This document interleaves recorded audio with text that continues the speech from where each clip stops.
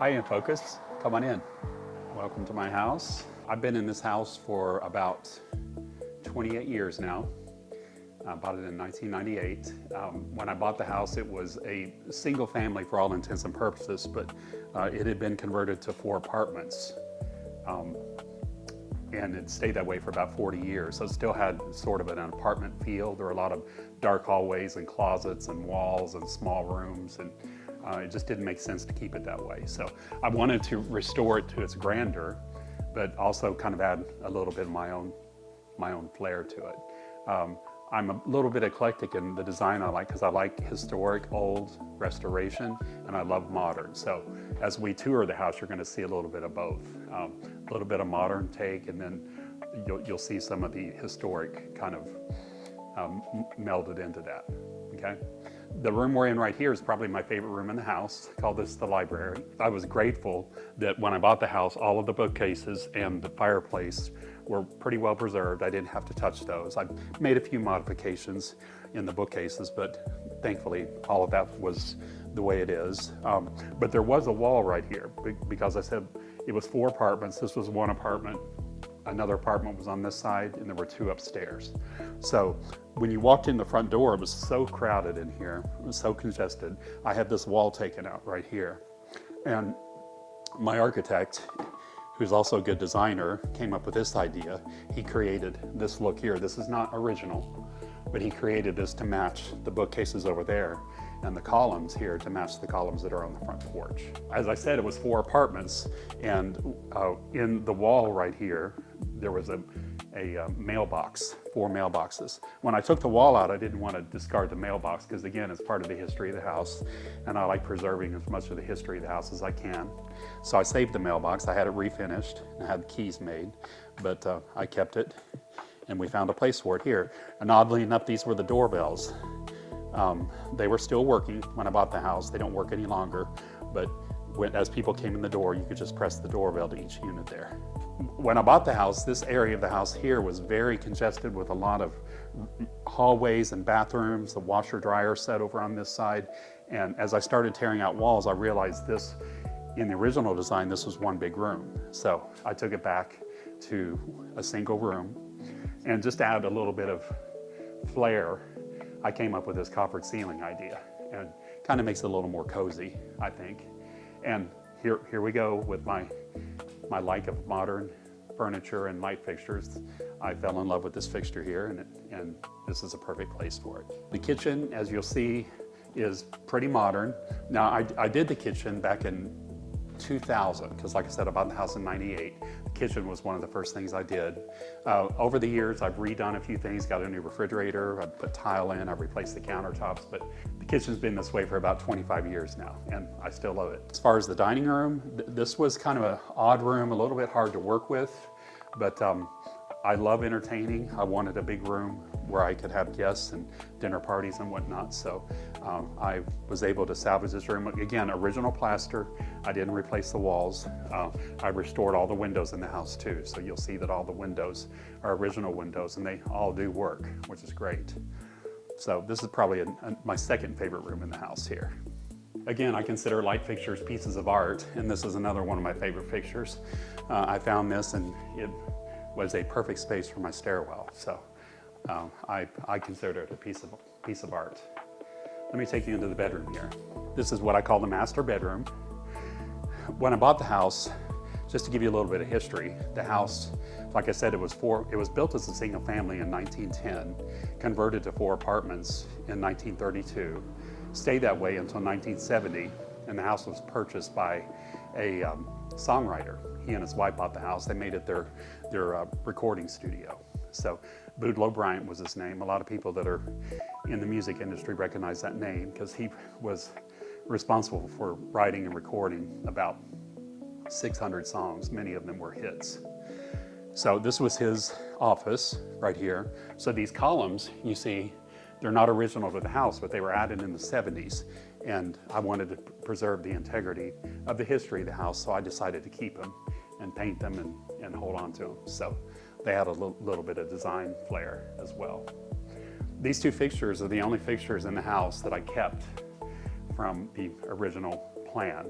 everything else was discarded. So I thought they added a little bit of eclectic flair, so I decided to keep them. This is a master bath that I installed in 2000 as well, so it's about 20 years old. I can still consider it somewhat relevant. I may end up remodeling it in the next few years, but it still serves its purpose, and I love it. As we're walking through this area, there's 2 guest bedrooms on this side, a bathroom, and a 4th bedroom that I use actually as my office here. This space here where the stairwell is, I added the stairwell. So this space was actually a bathroom on the 2nd floor. And the only way you could get up to the attic when I bought the house is right in the center of the room there was a hole. And you had to actually put a ladder on the 2nd floor and climb up here. There was no floor, there were no walls. And when I would climb up here, I realized, wow, this is really good space. So I decided to make it a bonus room. Now these beams too, this is kind of interesting.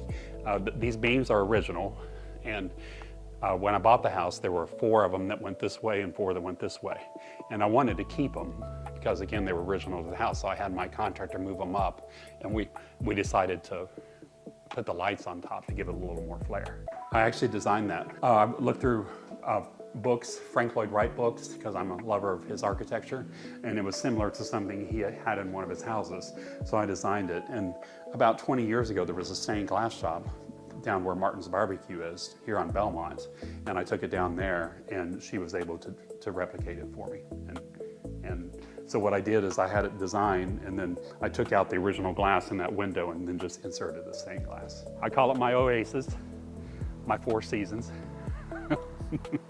I had plans to, the house, when I bought the house, it did not have a garage. This entire backyard most of it was blacktop actually.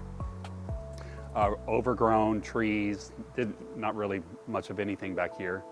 And I knew that I needed a garage, and I didn't want to attach anything to the house. So I came up with the idea of having a guest house built. So the guest house is actually a 2-car garage, 2 bedrooms, 2 bathrooms, and another kitchen. And when I did that, I always wanted a pool. Always wanted a pool since I was a kid, so that was in the plans. But what I had to do, since the entire yard sloped down, and this being the low point over here, we had to build a retaining wall on that side of the property to build the yard up so I could put the pool in. This is an arbor area. It's going to become an outdoor dining area. Once I decide I'm going to drop a few $1,000s on a dining set, that's what this is going to become.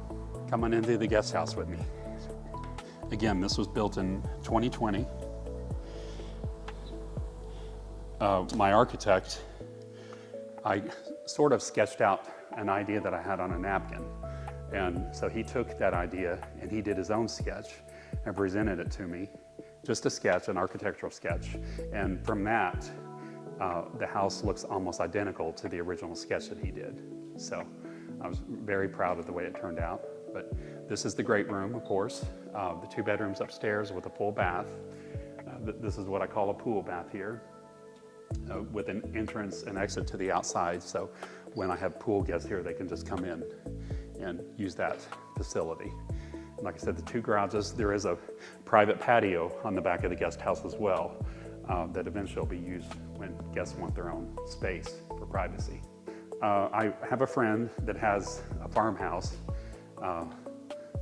down around Pulaski, and he had light fixtures in the house that were horn fixtures. And when I saw them, I fell in love with them. So I didn't tell him I was going to copy his idea, but I just started a search online, and I found these online.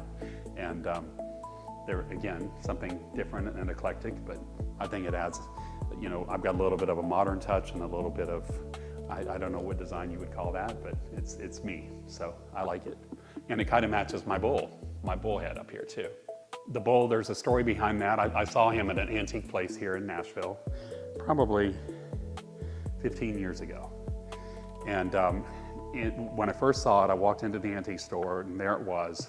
It wasn't for sale. The antique booth owner said, had a sign on it that said not for sale. But when I saw it, I fell in love with it and knew that if I ever had a space big enough for something like that, I was going to go to that antique dealer and ask him if he would sell it. So a few years passed, started construction on the guest house, and I was like, oh yeah, that bullhead. I need to go back to the antique store, but this was during COVID. So I was thinking, okay, dealer's probably not there anymore. Even if the antique place is still there, I seriously doubt that that bullhead is there. It'd been probably a year and a half since I'd been in there. I walk into the antique store and the bullhead was still there and it had a sign on it that said for sale.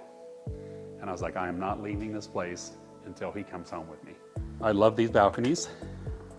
It's a nice view of the entire backyard from up here.